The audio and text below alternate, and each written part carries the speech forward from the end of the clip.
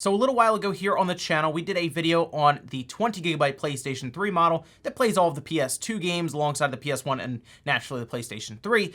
But there were still other models that I was looking into, specifically the 80GB console that came out after the 20 and the 60 released. It came out like 10 months, I believe, after the initial PlayStation 3 came out, and it still played PS2 games, but Sony made some changes inside of that system. And when I saw one of these pop up locally, I had to grab it, because it still has the original box. That's right, this is the 80GB E01 PlayStation 3 console, and today I guess we're gonna go ahead and unbox it. So if you guys enjoy the video, if it triggers any kind of nostalgia, any of that, make sure you hit the like button down below. And think about this, in 2021 now, going up to this holiday, the PlayStation 3 will officially turn 15.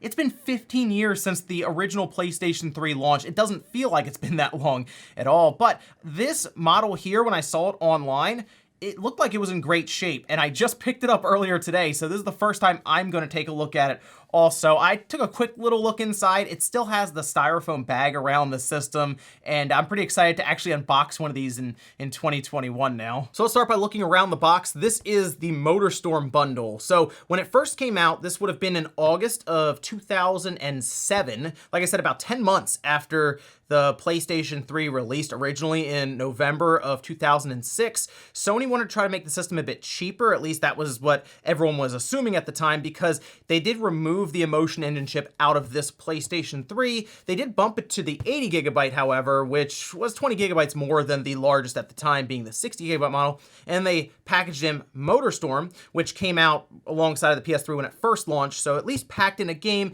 And I think the idea was Sony wanted to phase out the 60 and the 20 so that they wouldn't have to keep packaging the Emotion Engine in with these systems and move on to software emulation. They still kept the graphic synthesizer in the PS3, and they offloaded the Emotion Engine stuff into software with the cell processor kind of handling that. We can even see some of the games they were advertising at the time on the back of the box here with Lair. Oh, I remember that one. That, if I remember right, used the 6-axis quite a bit because you would use like the gyro motion to control your dragon kind of flying around. Heavenly Sword, Resistance, Warhawk, Uncharted, and then MLB 07 The Show. They also have a little section here about the backwards compatibility. It says this product has limited backward compatibility with PlayStation and PlayStation 2 format software.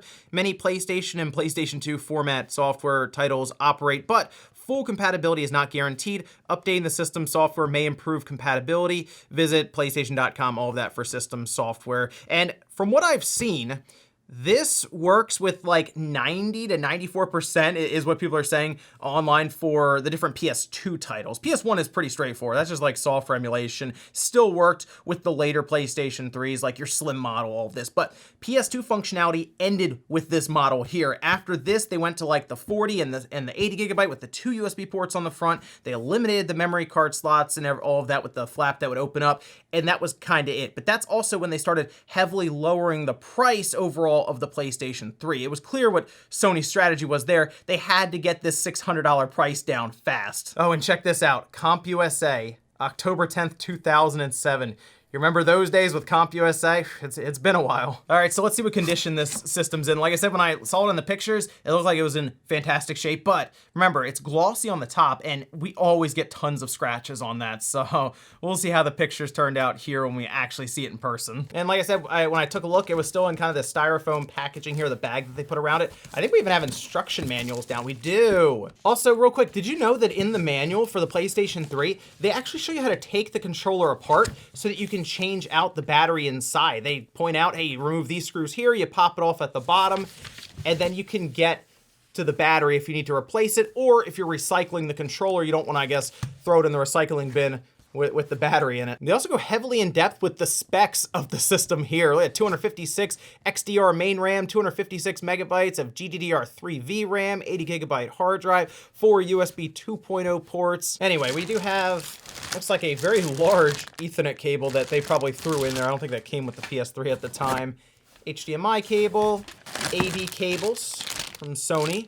And they did tell me that the 6-axis controller has a bit of an issue with the left stick here. It's kind of sticky a bit, and I'm actually willing to fix this 6-axis controller. It's not the DualShock 3, but the 6-axis controllers from Sony that are legit are kind of hard to find because during the PlayStation 3's life, there was this run of very, very good look-alike PlayStation 3 controllers that were not first party, and they were not from Sony, and they flood eBay constantly. So it's really hard to tell which ones are legit and authentic from Sony, and this one absolutely is. This just came with the system itself here, so I'm actually willing to refurbish this controller a bit so that I can have an authentic one from Sony. And then we have the USB cable for the controller to charge, and our power cable. All right, and finally, the PlayStation 3. So I'll admit, I'm very impressed that they have all of this stuff still here. The cardboard around it, the bag, the bags for all of the accessories that came with it. All right, here we go, moment of truth. How does the PlayStation 3 look on the top where it's all glossy? You know what? That's pretty good. That does not, I think a lot of this is just like, yeah. Wow, that is really good for like one of the piano black type PS3s on top. That is in phenomenal shape, actually. I have not looked yet. We're gonna see if the warranty sticker's still on it, because a lot of times these PS3 systems will get passed around so much and they'll be refurbished and all this. Is the warranty sticker still on there? Ready? 1, 2, 3, and it is. Look at that.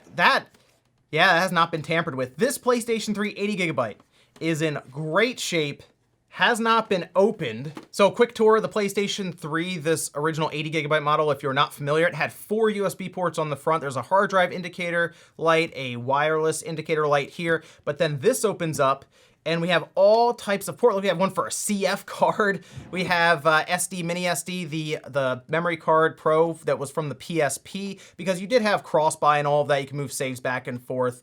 And then on the front, we do have our disk drive slot here. And this is all chrome on the front. That's the biggest thing with this, is that the top would get scratched, the chrome would get scratched. Everything was glossy all over this system, and it just would not hold up well. You also have the little PlayStation symbol that will rotate depending on if you have it in the horizontal or vertical orientation. Then we have some touch sensors, our power, and then our eject, and a couple of lights here for either one. On the back, we have HDMI out, LAN, digital or optical out, AV multi out, our power switch, and then our AC in, and we can see CECHE01. That is the model directly after the A and B01 models that launched in the US. Now I do see some dust down here. This would have been part of the intake where it's pulling air in through the front and all this, but like, the person I got it from definitely did not open it. You can only do so much to keep this clean. I expect dust all over it and even inside of it. Like I said, this is going on 14 years old for this model in particular. Now, they also gave me a ton of PlayStation 3 games with this when I bought it from them. I got the entire package, this PS3, the games, in the box, all of that for $150. And so far with the condition I'm seeing this system in, untampered with all of that,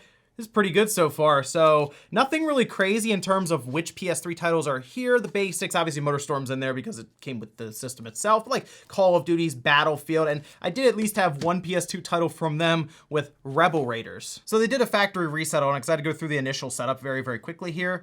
And here we are now. And I didn't connect it to the internet because I'm thinking I just want to see what firmware it's on now, to see if it's anything that's like super old. It is 4.87, so not really, no. It's not like 3.55 or anything like that. And that would mean that like other OS would have been patched out by now, I believe, things like that. So unfortunately, no Linux out of the box for this one. But I guess we'll start with the game, which we'll start with MotorStorm. Why not? We'll see how that reads. The Blu-ray disc. This, I don't think MotorStorm actually had to install anything because it says required hard drive space, 725 kilobytes. So it should just load right up. There it is, right away. This is pretty impressive. I'm thinking this is a system that maybe was played a bit or used as like a Blu-ray player primarily or something with some playtime, but then it got kind of put away, maybe in like a closet or something for a while, just based on the condition of it here. See, because back in the day, even if we just used the PS3 a little bit over time underneath the entertainment center, we would get more and more dust falling on it, wiping it down, and it would just get scratched up real bad. So the fact that the top glossy part here is in really good shape with, I think, just like one scratch here, tells me it wasn't used heavily. So I think the plan here is I'm gonna break the seal on the side, and I'm just gonna clean it out inside of the system, put new compound on, and all of this. This is basically for me to have in the collection and use and all of this, so I don't mind doing all of that. Yeah, no problem with Blu-ray discs or playing PS3 titles here, running right through MotorStorm, no problem.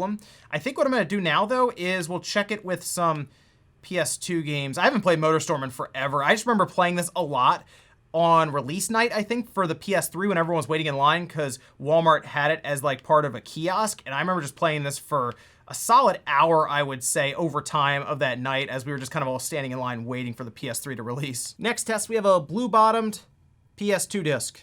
So that should tell us at least how the CD diode is inside of this PS3. But yeah, no problem with Crash Bandicoot at all. I do have one more disc to check. That's just the regular DVD PS2 game. This is a game that more people should at least try out, Digital Devil Saga. There were two of them. They came in like a pack you could get with a slip cover. It was really cool because your save data would carry over to the second one. It was a very dark RPG from Atlas. Fits right in with the Persona series, but definitely one people should try out. Looks like it boots up fine, no problems there. I was expecting that after the blue bottom PS2 game loaded up. Also, though, this one is kind of on the more niche side, one that probably wasn't played as much on PS2s or PS3s like this. So I was kind of curious how it would, if it would actually work with this 80 gigabyte PS3. It appears that it does. All right, so now let's go ahead and open this PlayStation 3 up, change thermal compound, clean it up. It functions perfectly fine. I just figure we might as well do a little bit of maintenance to it since it is on the rarer side for the PlayStation 3 family. But first things first, let's remove this warranty sticker. It's gonna feel wrong, but it's for a good cause here.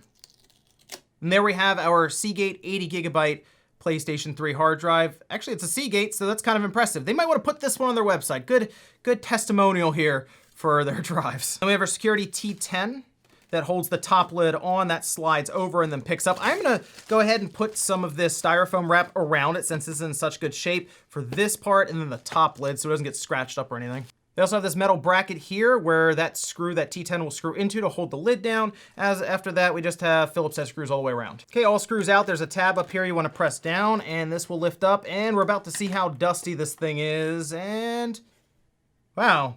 That's actually really good.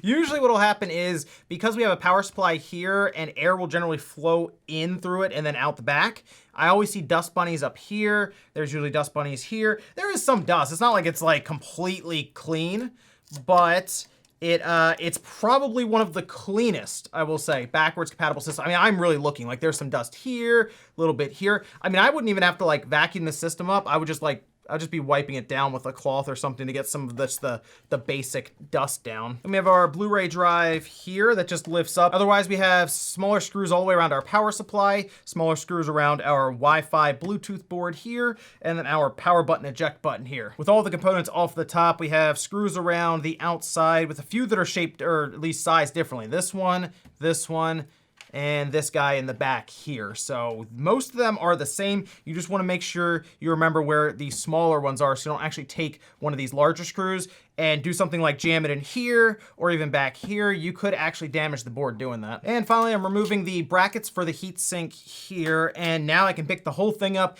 And on the other side of this is where the large fan is, and that almost always is where dust will collect since that's where everything kind of shoots into it and then pushes right out the back. So here we go. Let's see how this looks. Again, not bad. That's pretty solid. Like from what I'm used to when I would open these, even when they were like 10 years old, this is still pretty good. Yes, we have some dust down here where you can kind of see the outline of the fan spinning and then it creates like this circle pattern with some dust all around the bottom.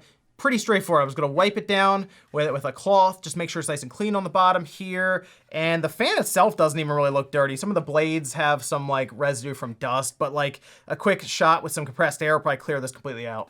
Here's the back of our board, and then we just wanna carefully, I'm gonna lift this out of the heatsink because the chips could be mildly stuck. I feel like they won't be because I think the compound's gonna be pretty dry. And we should get a good look at our board. The compound, it's not dry, not completely dry. I mean, it is definitely dried out a bit, but it still has some moisture to it actually. It's not terrible. I think the biggest thing is that you can see the cell chip has kind of developed a bit of almost a window in the middle here. And a lot of times that is the chip that would cause the fan to speed up a lot because this chip would get really, really hot.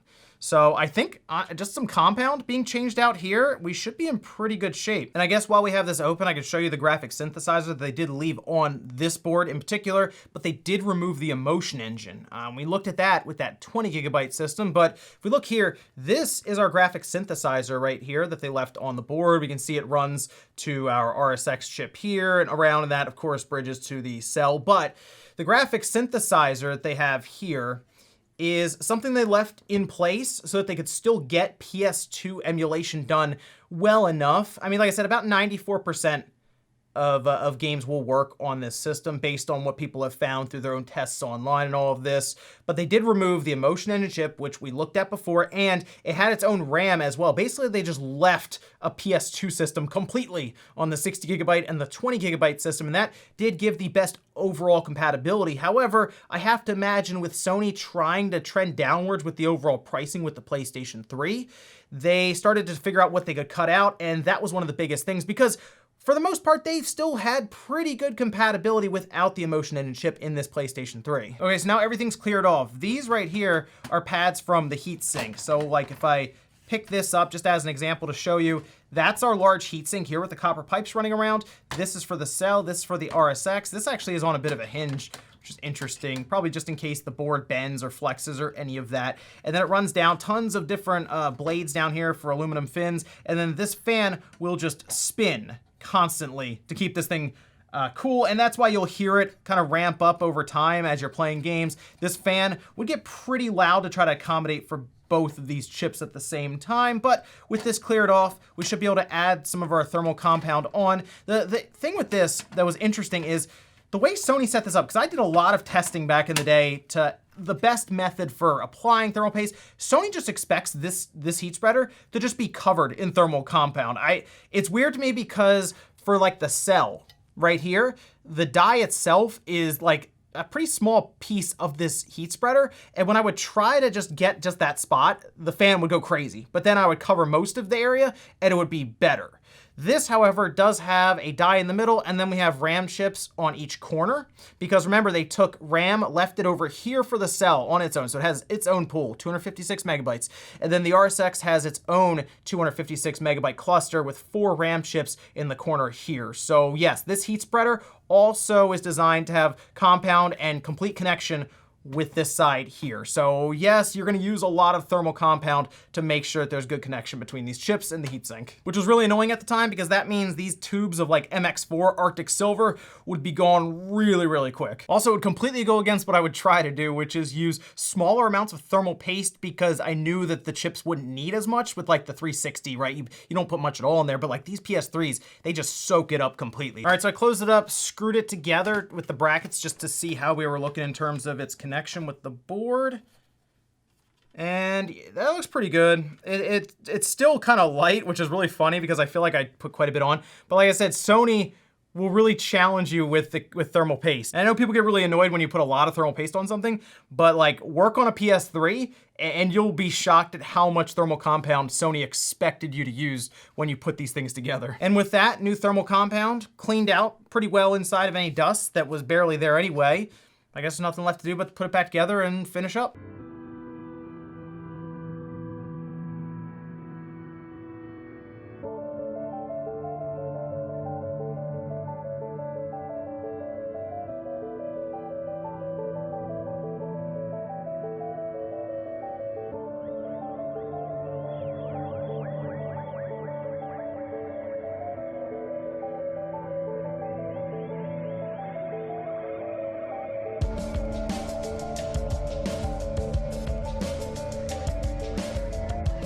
And ladies and gentlemen, that's gonna do it here for the PlayStation 3 backwards compatible 80 gigabyte system. I have to say, this might be one of the best I've seen in a long, long time, considering its age in terms of overall condition. And it's also something to think about when it comes to the PS3's age in general, coming up on 15 years old at the end of this year. I guess it's a retro system now. That's how old we all are. But I couldn't pass up something like this to see it with the box, and of course the extra games that it came with is cool, but just the overall look and how well it was kept. Hey, shout out to the original owner for this one, because it's nice to see someone who didn't beat up what is a really good system. PS1, PS2, and PS3 games all through HDMI, and yeah, it's a Blu-ray player as well, so good to see. But let me know what you guys think about this one down below. I think it was a pretty good find, but let me know what you think at $150 for this system in the box, and about 8 games, one of them being a PS2 and the rest being PS3. Thanks guys for watching, and I'll see you next time.